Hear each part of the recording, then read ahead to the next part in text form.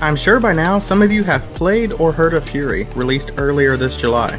For those of you who haven't had the chance to find out, Furi is a fast-paced hybrid genre indie game, combining classic shoot-'em-up elements and hack-and-slash action game mechanics to create an unforgiving template for their boss gauntlet adventure.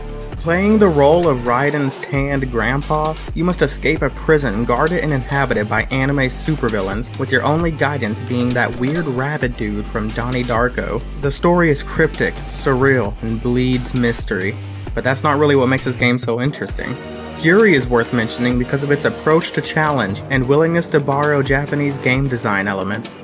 Despite being a Western game by a Western studio, Furi, at first glance, looks and feels very Japanese. The art style takes clear cues from Japanese visuals, from the character and environment designs themselves, down to the cel-shaded graphics. Animations are swift and punchy. They register immediately to your button presses. There's none of that Western tendency to over-animate for the sake of realism.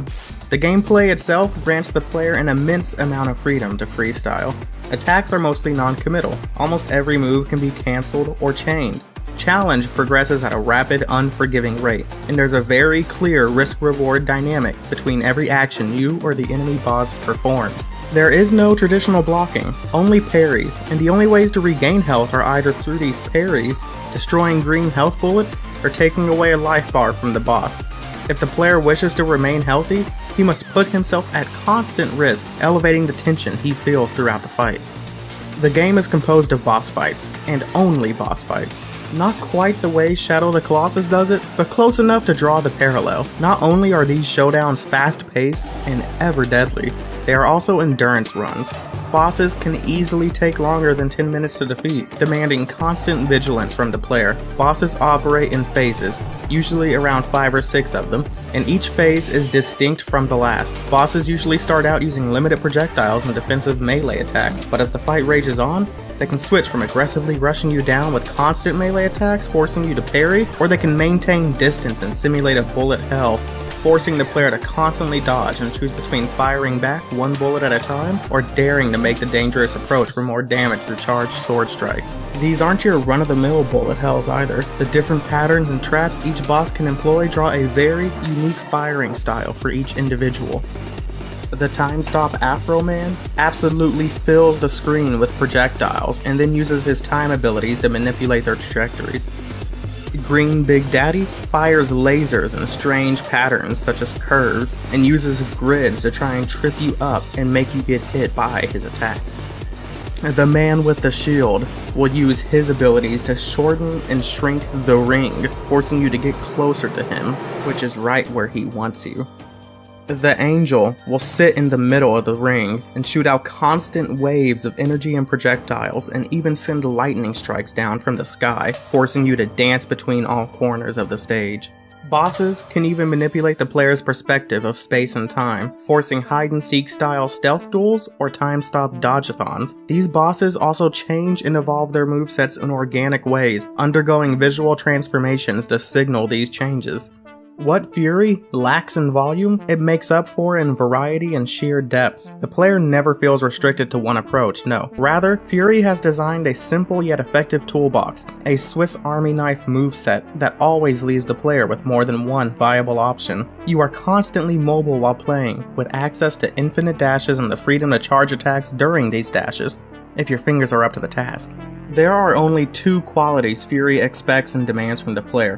1. The willingness to learn and observe each enemy down to a T, so that each pattern is immediately recognizable to the player and can be avoided or disrupted with swift precision. This game expects you to learn. It expects you to learn quickly, and it will kill you if you don't. Boss attacks are usually clearly telegraphed either by visual or audio cues, so this process never feels unfair. In all honesty, it feels refreshing.